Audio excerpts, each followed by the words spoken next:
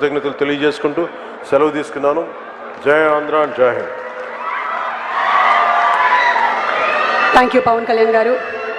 తరతరాలు చెప్పుకునేటువంటి నాయకులు కొందరే పుడతారు, వారు కారణ జన్ములవుతారు. అహర్నిశలు ప్రజల గురించే ఆలోచించి అభివృద్ధి పదాలని ఎన్నిటినో మన కోసం తీసుకొని వచ్చే అలాంటి మన నాయకులు, the visionary leader, Andhra Pradesh honourable chief minister Shri Nara Chandrababu Naidu గారిని మాట్లాడవలసిందిగా ప్రార్థిస్తున్నాము.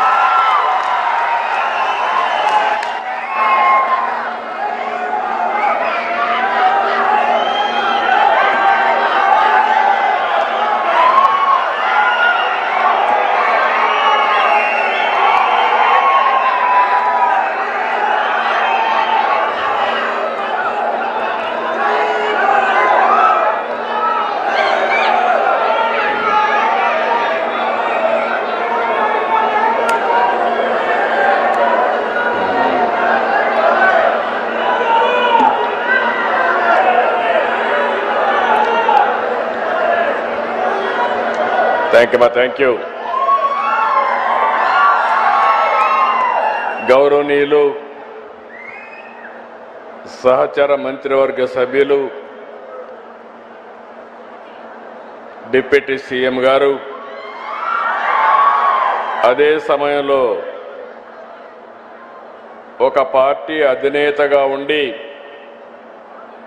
ఈ రాష్ట్ర అభివృద్ధి కోసం నిరంతరం పనిచేస్తున్నటువంటి వ్యక్తి మన పవన్ కళ్యాణ్ గారు. ఏమాత్రం డీవియేషన్ లేదు. రాష్ట్రం నష్టపోయింది.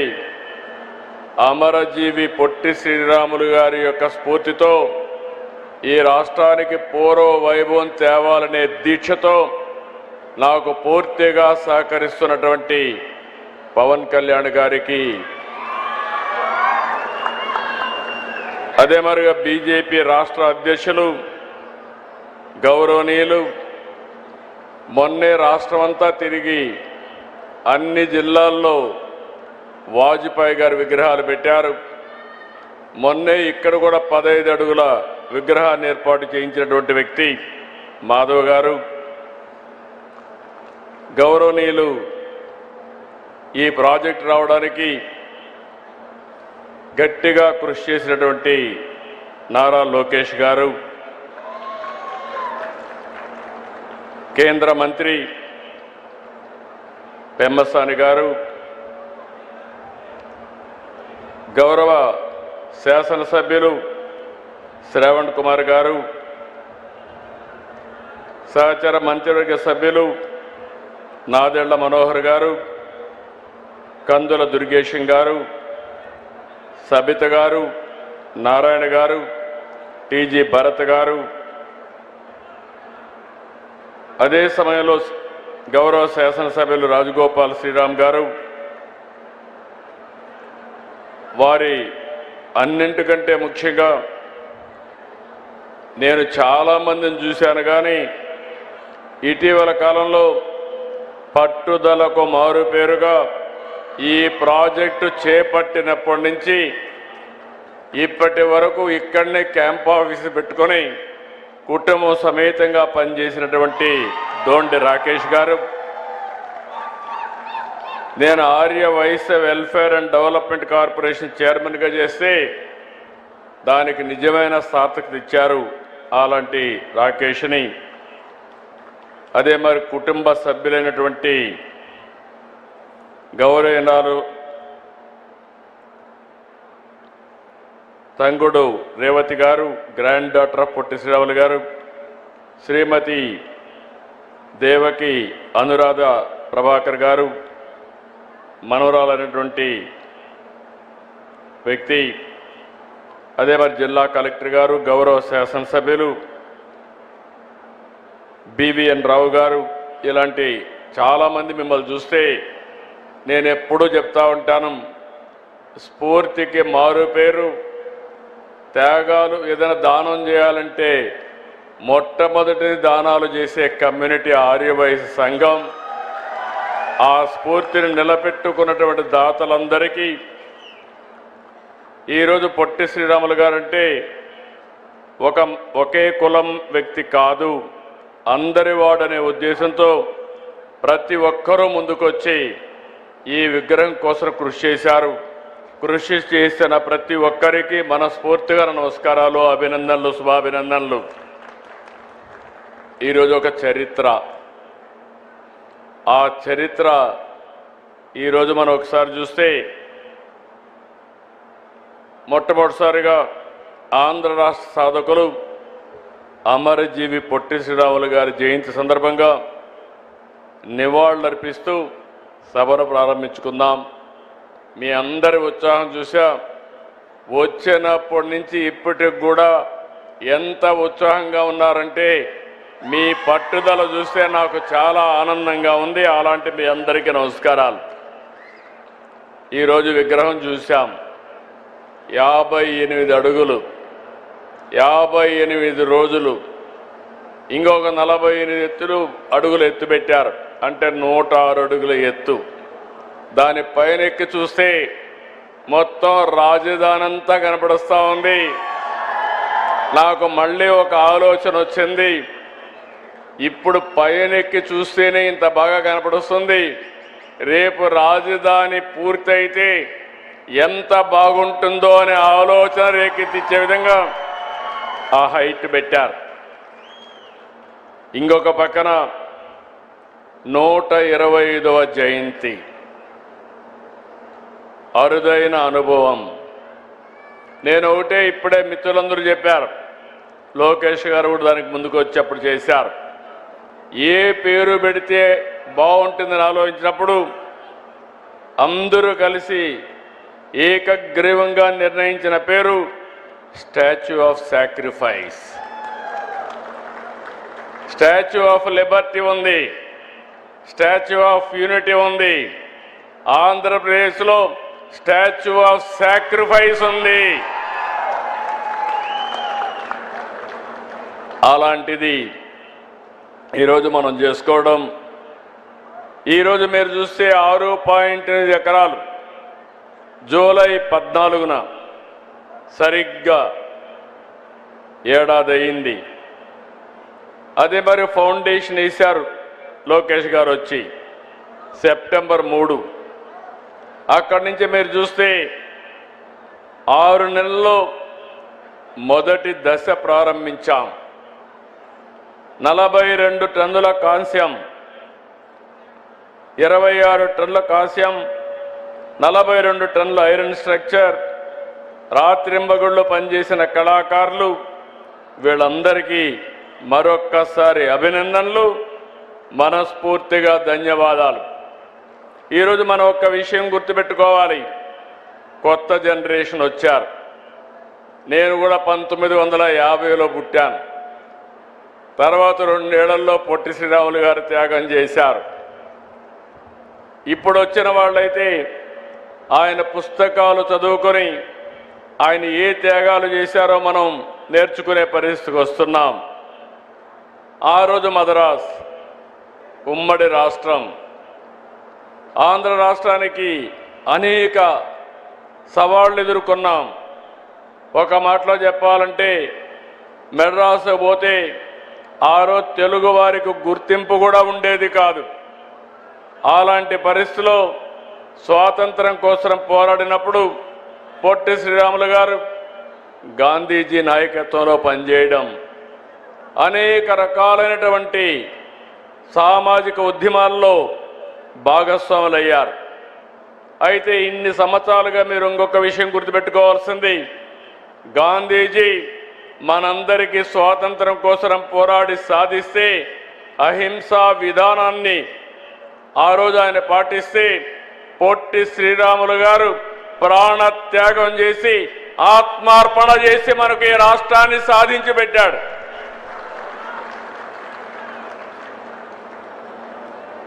ఎవరు ఊహించలేదు, ఎవరు కూడా సహకరించలేదు.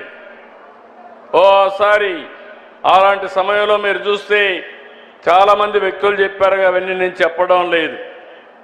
అలాంటి సమయంలో నేను చనిపోయినా పర్వాలేదు, ఆ తర్వాత అయినా మార్పు వస్తుంది, తెలుగు వారికి గుర్తింపు వస్తుంది, భాషా ప్రయుక్త రాష్ట్రాలు ప్రారంభమవుతాయని ఆలోచించి ఆయన త్యాగం చేశాడు.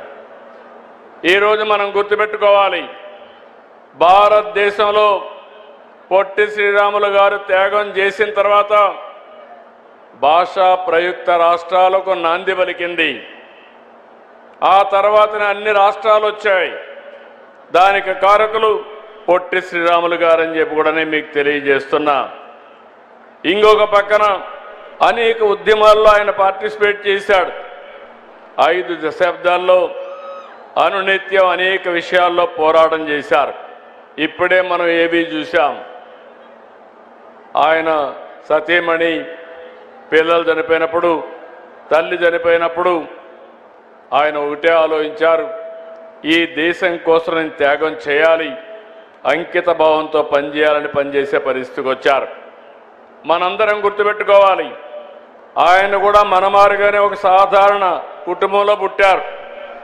1946 నెల్లూరు జిల్లా మూలపేటలోని దేవాలయాలకు వెళ్ళి దళితులకు ప్రవేశం కల్పించారు. 48లో వార్దాలో దళిత జనోద్ధరణ కోసం 29 రోజులు నిరాహార దీక్ష చేశారు. అదే సమయంలో మెడ్రాస్లో మీరు చూస్తే 1952 అక్టోబర్ 19 దీక్షకి దిగారు. 58 రోజుల త్యాగం గురించి అందరూ చెప్పారు, నేను ఎక్కువగా చెప్పక్కర్లేదు. 58 రోజులు కనీసం నీళ్లు కూడా దాక్కుండా కఠోరమైన దీక్ష చేసి ప్రాణ త్యాగం చేసిన వ్యక్తి పొట్టి శ్రీరాములు గారు. ఆయన త్యాగాన్ని శాశ్వతంగా గుర్తుపెట్టుకోవాల్సింది తెలుగు జాతి అని కూడా మరొక్కసారి విజ్ఞప్తి చేస్తున్నాను. అయితే మనకు ఓసారి కొన్ని సమస్యలు, తెలుగు జాతి అనేక సమస్యలు ఎదుర్కొంది, ఇప్పటికి కూడా ఎదుర్కొంటూనే ఉంది. ఈరోజు మీరు చూస్తే ఒకప్పుడు చెన్నై మన రాజధాని, ప్రెసిడెన్షియల్ గవర్నమెంట్ ఉన్నప్పుడు ఏది మెడ్రాస్ ప్రావిన్స్ కింద మనం అందరం కూడా చెన్నైకి పోయేవాళ్ళం.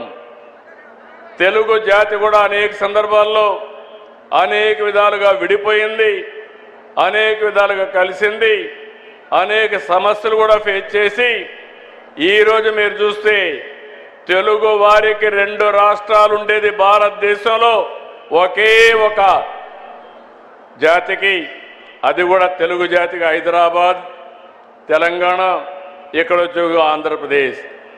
మొట్టమొదటిసారిగా ఆ రోజు కూడా మనం గుర్తుపెట్టుకోవాలి, తెలుగు జాతికి ఒక మాటలో చెప్పాలంటే ఐకమత్యం తక్కువ. ఆ రోజు కూడా మన వాళ్ళు విభేదించారు. ప్రాణ త్యాగం చేసి పొట్టి శ్రీరాములు గారు త్యాగం చేసి తెలుగు భాషా ప్రయుక్త రాష్ట్రాన్ని ఇప్పిస్తే ఎక్కడ పెట్టాలని ఆలోచించి కొంతమంది కర్నూలు, కొంతమంది విజయవాడ, కొంతమంది విశాఖపట్నం, ఫైనల్గా కర్నూలు రాజధానిగా గుంటూరు హైకోర్టు పెట్టి రాజీ ఫార్ములాకు వచ్చారు.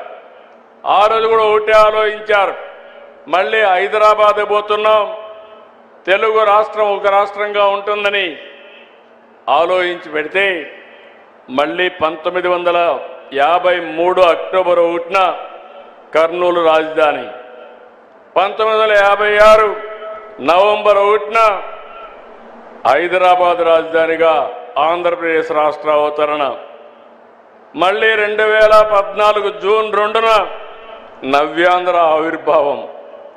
ఏ రాష్ట్రం కూడా ఇన్ని సమస్యలు ఫేస్ చేయలేదు. అదే సమయంలో మళ్ళీ ఒకసారి చూస్తే 1924 3 ముక్కలాట, 3 రాజధానులు, అసలు రాజధానే లేకుండా చేసే పరిస్థితికి వచ్చారు. అంటే దీన్ని చూసిన తర్వాత మనందరం గుర్తుపెట్టుకోవాల్సింది 1924 ఈరోజు ఇక్కడ చూస్తున్నాం.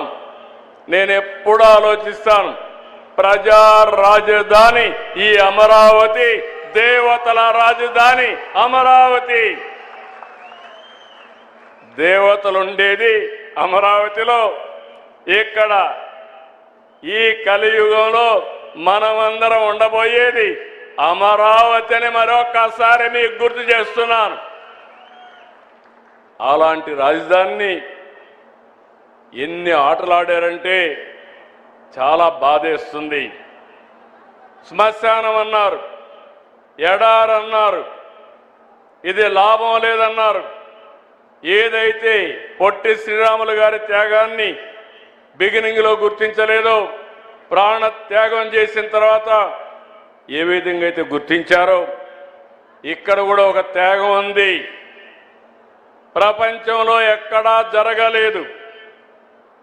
29,000 మంది రైతులు 33,000 ఎకరాలు ఒక్క పైసా తీసుకోకుండా ల్యాండ్ పూలింగ్ లో ల్యాండ్ ఇచ్చారంటే అదొక స్ఫూర్తి, ఇదొక చరిత్ర. మన దగ్గర డబ్బులు లేవు. డబ్బులు లేకపోతే అమరావతి కట్టాలి. నేను ఒకటే ఆలోచించాం, అమరావతి కట్టాలంటే డబ్బులు లేనప్పుడు ఏం చేయాలని ఆలోచించినప్పుడు మీలో కూడా కొంతమందికి ఆలోచనలు వస్తూ ఉంటాయి. నాకు కొత్త ఆలోచన వచ్చింది, అదే ల్యాండ్ పూలింగ్. రాజధాని నిర్మాణంలో ప్రజల్ని భాగస్వాములు చేయడం, భాగస్వాములు చేసి తద్వారా వాళ్ళు బాగుపడతారు, రాజధాని కట్టడానికి సులభం అవుతుంది. అందుకే ఆ రోజు నేను ఆలోచించినప్పుడు ఒకటే చెప్పాను, ప్రతి సంవత్సరం మీకు కావాల్సి ఉంటే కొంత డబ్బులు ఆర్థిక సహాయం చేస్తాం. అంటే ఈరోజు మీ ఆదాయాన్ని దృష్టిలో పెట్టుకొని యాన్యుటీ ఇస్తాం. 10 సంవత్సరాల తర్వాత మీరు అమ్ముకుంటే దానివల్ల మీ ఆదాయం పెరుగుతుంది, మీకు కూడా పేరు వస్తుంది రాజధానికి ఇచ్చినట్టు చెప్పాం. నేను గర్వపడుతున్నా, మా మాట నమ్మారు. 33,000 ఎకరాలు ల్యాండ్ ఇచ్చారు. ల్యాండ్ ఇచ్చిన దానికి కొన్ని ఇబ్బందులు పాలయ్యారు. 1924 రైతుల పోరాటం అమరావతి చరిత్రలో శాశ్వతంగా ఉంటుందని మరొకసారి మీ అందరికీ విజ్ఞప్తి చేస్తున్నాను. వారికి కూడా పొట్టి శ్రీరాములు గారు కల్లో కనపడి నేను త్యాగం చేశాను, మీరు కూడా పోరాడమని స్ఫూర్తి ఇచ్చి పోరాటం చేయించాడు. ఆ స్ఫూర్తితోనే ముందుకు పోయారు. అందుకే మనం చరిత్రలో మంచిని చెడుని రెండు కూడా గుర్తుపెట్టుకోవాల్సిన అవసరం ఉంది. మళ్ళీ నేను పవన్ కళ్యాణ్ గారు మేము ఆలోచించాం, అనునిత్యం ఒకటి ఆలోచించాం. విధ్వంసం జరిగింది, రాష్ట్రం యొక్క బ్రాండ్ దెబ్బతినింది, తెలుగు జాతి నష్టపోయింది. మళ్ళీ ఏం చేయాలని ఆలోచించి ఒకే మాట మీద నిలబడ్డాం. ఈ రాష్ట్ర పునర్నిర్మాణం కోసమే జనసేన, తెలుగుదేశం, బీజేపీ 3 కలిసి ఎన్డీఏ కూటమి పెట్టుకున్నాం. ఆ కూటమి 21 నెలలు మంచి ఫలితాలు వచ్చాయి. ఈరోజు మీరు చూస్తున్నారు, ఎక్కడికక్కడ సంక్షేమ కార్యక్రమాలను చేపట్టాం, అభివృద్ధి కార్యక్రమాలు చేశాం. పోలవరం ఆంధ్రప్రదేశ్కు జీవనాడి. పోలవరం పూర్తయితే మన జీవితాలు బాగుపడతాయి. అలాంటి పోలవరం ప్రాజెక్ట్ని విధ్వంసం చేసే పరిస్థితికి వచ్చారు. డయాఫామ్ వాల్ని గోదావరిలో కలిపేసే పరిస్థితికి వచ్చారు.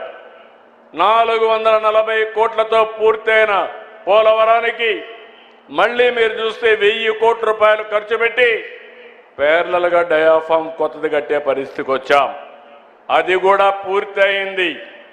రాబోయే రోజుల్లో పొట్టి శ్రీరాములు గారి యొక్క స్ఫూర్తితో 2027 గోదావరి పుష్కరాల కంటే ముందు పోలవరాన్ని జాతికి అంకితం చేస్తాం. అదేవిధంగా ఏదైతే ఇక్కడ మనం కూర్చున్నామో, ఈరోజు ఫౌండేషన్ వేశామో, దీనికి ఒకటే మీ అందరికీ విజ్ఞప్తి చేస్తున్నాం. ఇది అమరావతి తెలుగు ప్రజల గౌరవానికి, ఆత్మవిశ్వాసానికి, ఆత్మ గౌరవానికి సంబంధించిన విషయం. ప్రతి ఒక్కరూ గుర్తుపెట్టుకోవాలి. ఇల్లుండడమే కాదు, మనకంటూ ఒక రాజధాని ఉండాలి. అప్పుడే ఎక్కడికైనా వెళ్తే ఏది నీ రాజధాని అంటే గౌరవంగా సగర్వంగా అమరావతి నా రాజధానిని చెప్పే పరిస్థితి తీసుకొస్తాం. అలాంటి రాజధానిని నిర్మాణం చేయడం 3 సంవత్సరాల్లో మీరే చూస్తారు. ఒక స్థాయికి తీసుకొస్తాం. అదే సమయంలో ఇంకొక విషయం కూడా మీరు గుర్తుపెట్టుకోవాల్సిన, రాష్ట్రంలో ప్రతి ఒక్కరూ గుర్తుపెట్టుకోవాలి. ప్రజా రాజధాని అమరావతి డబ్బులు ప్రజల ట్యాక్సులు ఇక్కడ ఖర్చు పెట్టాం. ఇది ల్యాండ్ మానిటైజేషన్ ప్రాజెక్ట్. ఇది రైతులిచ్చిన భూమి నుంచి కొంత భూమి తిరిగి డెవలప్ చేసి వారికి ఇస్తాం. ప్రభుత్వ భవనాలు కానీ ఇన్ఫ్రాస్ట్రక్చర్ కడతాం. మిగిలిన భూమి కూడా కొంత అమ్మి ఆ డబ్బులతో పూర్తిగా అప్పులు లేకుండా ఈ రాజధాని నిర్మాణం చేసే బాధ్యత తీసుకుంటున్నామని చెప్పి నేను మీకు తెలియజేస్తున్నా. ఇది ఉపాధి కల్పిస్తుంది, రాష్ట్ర ప్రజలకు ఆదాయం పెంచుతుంది, తద్వారా సంక్షేమ కార్యక్రమాలు చేసే పరిస్థితికి వస్తాం తప్ప ఇంకొకటి కాదని చెప్పి కూడా నేను మీకు తెలియజేస్తున్నాను. కొంతమంది కావాలని తప్పుడు ప్రచారాలు చేస్తున్నారు. ఆ తప్పుడు ప్రచారాలను మీరు చూస్తే ఏదో రాష్ట్రంలో ఉండే డబ్బులన్నీ ఇక్కడ ఖర్చు పెడుతున్నారని తప్పుడు ప్రచారాలు చేసి పబ్బం గడుపుకునే పరిస్థితికి వస్తున్నారు. ఈరోజు ఇక్కడికి వచ్చినప్పుడు నేను చూస్తున్నాను, అన్ని జిల్లాల నుంచి ఈ కార్యక్రమంలో ఒక హిస్టారికల్ కార్యక్రమంలో అందరూ కూడా ఆన్లైన్లో ఉన్నారు, నియోజకవర్గంలో ఉన్నారు, జిల్లాల్లో ఉన్నారు, వర్చువల్గా ఉన్నారు. వారందరికీ కూడా మనస్ఫూర్తిగా అభినందనలు.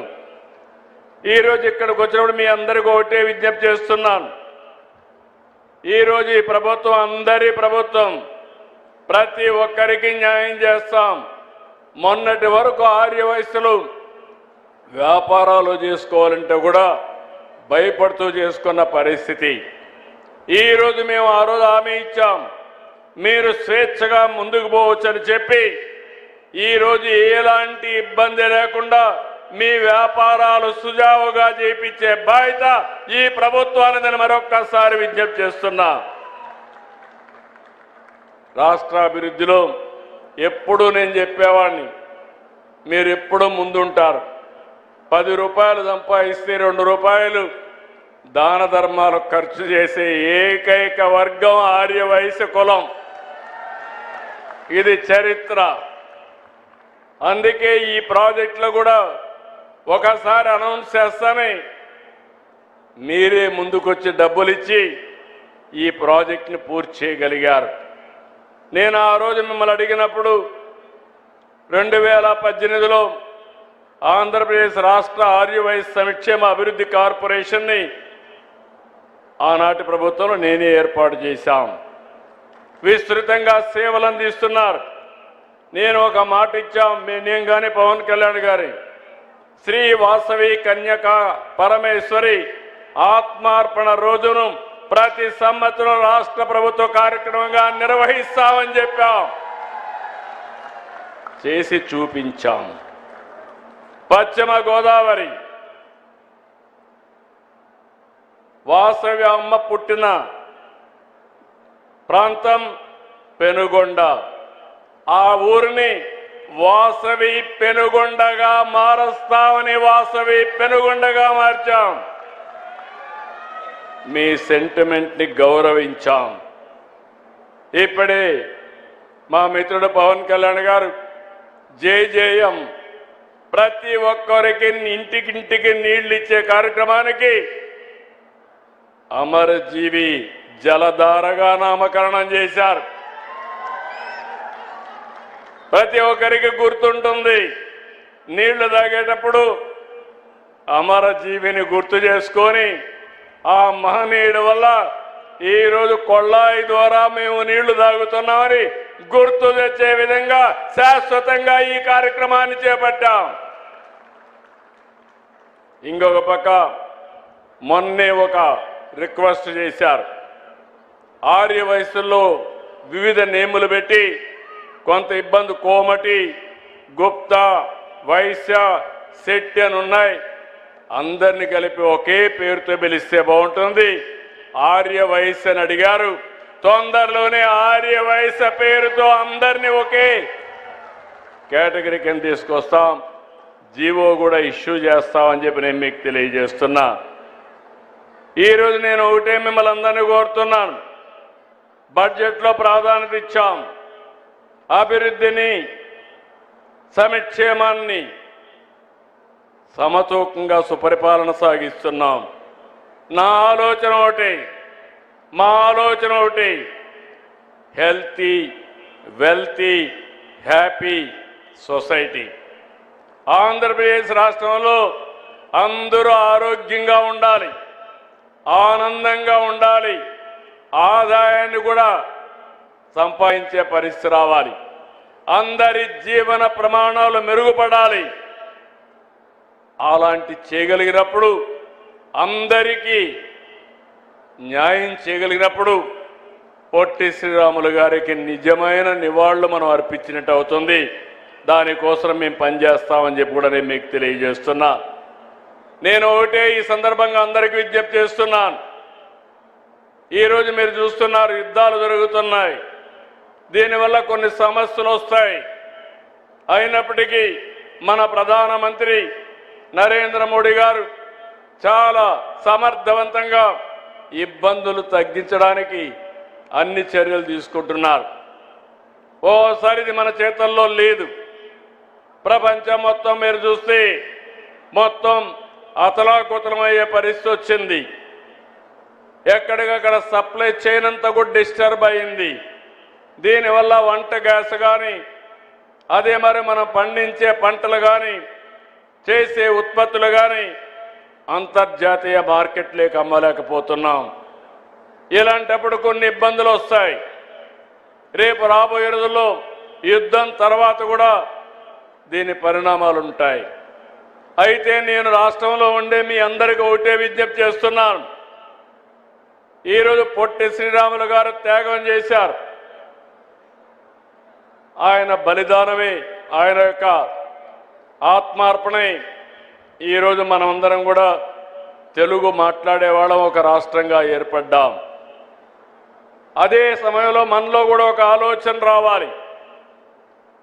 మనం చేసే ప్రతి ఒక్క పని కూడా రాబోయే రోజుల్లో మంచి ఫలితాలు ఇచ్చే విధంగా మనం పనిచేయాల్సిన అవసరం ఉంది.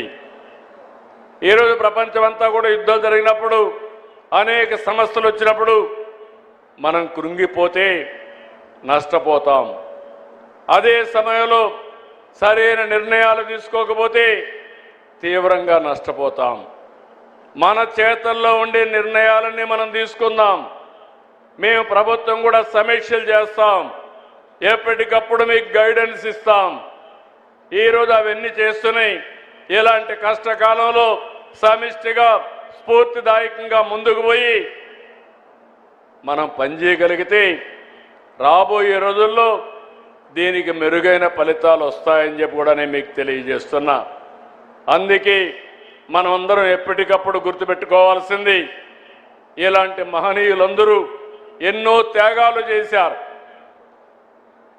దేనికోసం త్యాగాలు చేశారని మనం ఆలోచిస్తే జాతి కోసం త్యాగాలు చేశారు. మనమందరం ఆలోచించాల్సింది, అలాంటి త్యాగాలు నిరంతరం ముందుకు పోవాలంటే జాతి కూడా గుర్తుపెట్టుకొని ఏ సమయంలో ఏ విధంగా యాక్ట్ చేయాలనో ఆ విధంగా యాక్ట్ చేయాల్సిన అవసరం ఉంది. నేను ఒకటే హామీ ఇస్తున్నాను. నాకెప్పుడు గుర్తుంటుంది, అమరజీవి పొట్టి శ్రీరాములు గారు త్యాగ ఫలితం ఈరోజు ఆంధ్ర రాష్ట్రం భాషా ప్రయుక్త రాష్ట్రం మనకు వచ్చింది. మొన్నటి వరకు ఒకసారి మీరు చూస్తే ఎన్టీ రామారావు గారు తెలుగుదేశం పార్టీ పెట్టే వరకు తెలుగు వారికి గుర్తింపు లేదు. ఈరోజు ప్రపంచం మొత్తం తెలుగు జాతికి గుర్తింపు తెచ్చిన వ్యక్తి నందమూరి తారక రామారావు గారు. ఈరోజు మళ్ళీ మిమ్మల్ని కోరుతున్నా, మనమందరం గట్టిగా పనిచేద్దాం. సమస్యలు వస్తాయి. అప్పుడప్పుడు కొన్ని మన చేతుల్లో ఉండేవి ఉంటాయి, కొన్ని బయట యొక్క పరిస్థితులు కూడా వస్తూ ఉంటాయి. బయట ప్రభావమే ఈరోజు యుద్ధం కానీ దీని పరిణామాలు. ఇలాంటి వచ్చినప్పుడు సమర్థవంతంగా ఎదుర్కోగలిగితే భవిష్యత్తు బాగుంటుంది. అందుకే నేను పిలిపిస్తున్నా. నా ఆలోచన ఒకటే, మా మిత్రుడు పవన్ కళ్యాణ్ గారి అదే మరిగా మన ప్రధానమంత్రి నరేంద్ర మోడీ గారు ఆయన ఒకటే ఆలోచిస్తున్నారు. వికసిత్ భారత్ 2047 భారతదేశం ప్రపంచంలోనే నెంబర్ 1 దేశంగా ఉండాలనేది ప్రధానమంత్రి యొక్క ఆలోచన. మా ఆలోచన భారతదేశాన్ని మొదటిగా స్థానం నిలబెడుతూనే తెలుగు జాతి ఆంధ్రప్రదేశ్ రాష్ట్రం భారతదేశంలోనే నెంబర్ 1 స్టేట్గా ఉండాలనేది మా ఆకాంక్ష. అప్పుడే మనం పొట్టి శ్రీరాములు గారికి నిజమైన నివాళులర్పించిన వాళ్ళు అవుతాం.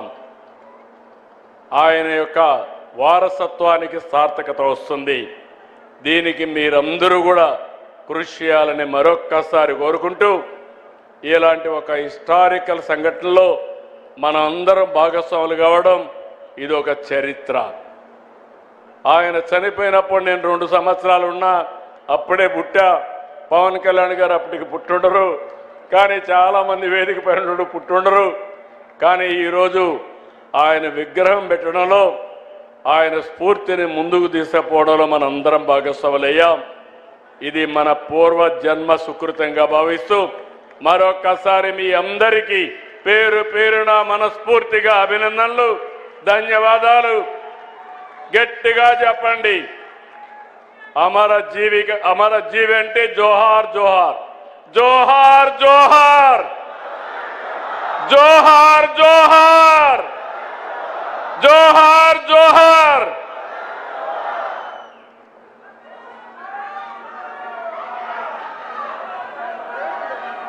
హలో, ముఖ్యమంత్రి వర్యులకి ధన్యవాదాలు తెలియచెప్తూ ఈరోజు ఈ కార్యక్రమానికి ఇక్కడికి విచ్చేసినటువంటి శ్రీ పొట్టి శ్రీరాములు గారి కుటుంబ సభ్యులకి చిరు సత్కారం. అనురాధ దేవకి గారు, అలాగే ఈరోజు ఈ కార్యక్రమానికి విచ్చేసిన రేవతి తంగుడు గారు, గునుపూడి నరసింహారావు గారికి ముఖ్యమంత్రి గారి చేతుల మీదుగా చిరు సత్కారం. ఈరోజు ఈ విగ్రహ ఆవిష్కరణ మహోత్సవం అమరజీవి శ్రీ పొట్టి శ్రీరాములు గారి కుటుంబ సభ్యుల సమక్షంలో జరగటం మనందరి అదృష్టంగా భావిస్తున్నాం. ఎన్నో చిన్న చిన్న సమస్యలకే కృంగిపోయేటువంటి మనకి అమరజీవి పొట్టి శ్రీరాములు గారి జీవితం ఒక ఆదర్శం. దేనికోసం అయితే, ఏ ఆశయ సాధన కోసం అయితే మనం